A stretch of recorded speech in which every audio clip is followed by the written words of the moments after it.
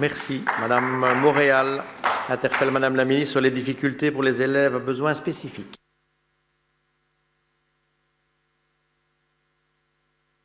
Merci, Monsieur le Président, mes chers collègues. Madame la ministre, l'Union des francophones des associations de parents, l'UFAPEC, a notamment pointé comme difficulté la réalité de certains parents qui ont des élèves, des enfants à besoins spécifiques, d'ouvrir un dialogue avec certaines équipes éducatives pour trouver des aménagements raisonnables.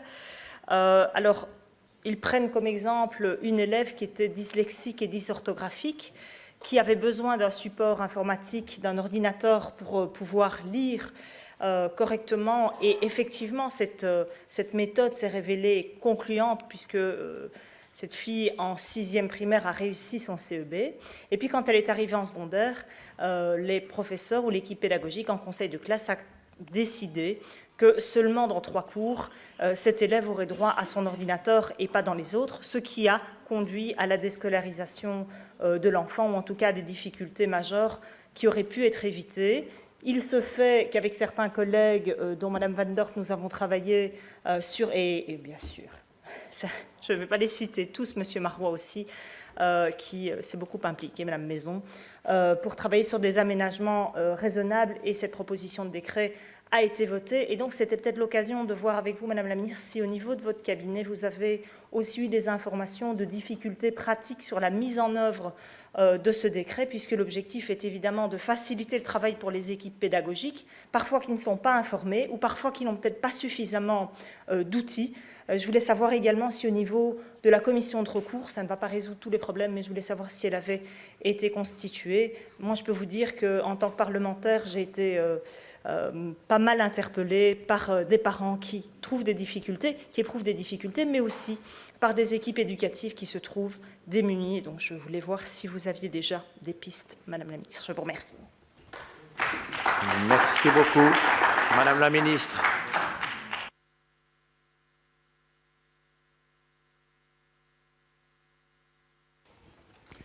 Oui, depuis le décret du 7 décembre 2017, il y a déjà pas mal de choses qui ont évolué, et c'est vrai que directement début de l'année scolaire, j'ai désigné à l'administration une secrétaire pour finalement les aménagements raisonnables et cet enjeu de l'accompagnement des élèves à besoins spécifiques. Et donc c'est vers elle que sont remontées les différentes demandes à la fois des écoles et des parents, et des informations dont je dispose aujourd'hui.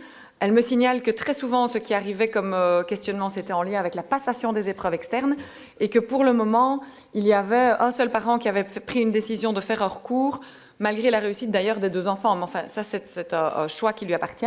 En ce qui concerne la commission de l'enseignement inclusif, eh bien, nous avons pris hier en gouvernement les derniers arrêtés qui permettent qu'elle soit réellement effective. Donc là, elle fonctionne déjà, puisque la secrétaire était désignée depuis déjà un certain temps. Et ça va permettre que le décret joue alors maintenant complètement à plein. Dernier élément peut-être important, vous savez que pour les enseignants, on avait mis en place des fiches outils concernant chaque besoin spécifique avec le diagnostic, les pistes de solutions pour en classe venir directement accompagner l'enfant avec certains modes entre guillemets opératoires. Et ces fiches outils sont particulièrement bien téléchargés. Il y a aussi eu des formations données par l'IFC sur ces fiches outils. Je pense qu'on est en bonne voie. C'est quelque chose qui est un peu un work in progress, puisqu'on est avec des parents qui ne sont pas toujours informés, des enseignants qui n'ont pas toujours les bons outils, c'est vrai. Et donc on doit continuer le travail, et je vais peut-être vous remettre, je l'ai sur mon banc, les noms des personnes qui sont maintenant les personnes relais, puisqu'en plus d'avoir la commission et la secrétaire, on a désigné au sein de l'administration une référente qui va pouvoir faire le lien entre la commission, les écoles et les parents. Donc je pense que cette personne aura aussi un rôle vraiment de liant et de donner les explications nécessaires aux uns et aux autres pour qu'on avance davantage chaque année vers la reconnaissance de ces besoins spécifiques et leur accompagnement. Merci beaucoup. La réplique, Madame la députée. Merci. Merci, Madame la ministre. Bon, d'abord, je voulais vous remercier parce qu'au cours de ces 5 dernières années, On a travaillé avec plusieurs collègues pas mal sur ces questions.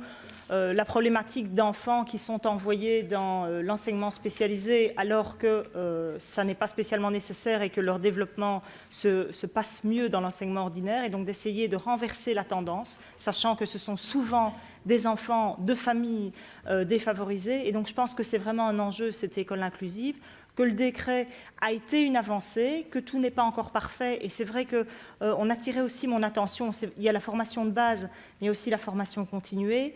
Et il y a une formation, semble-t-il, sur des accompagnateurs à besoins spécifiques dans les écoles qui ne semblent pas encore rencontrer un franc succès.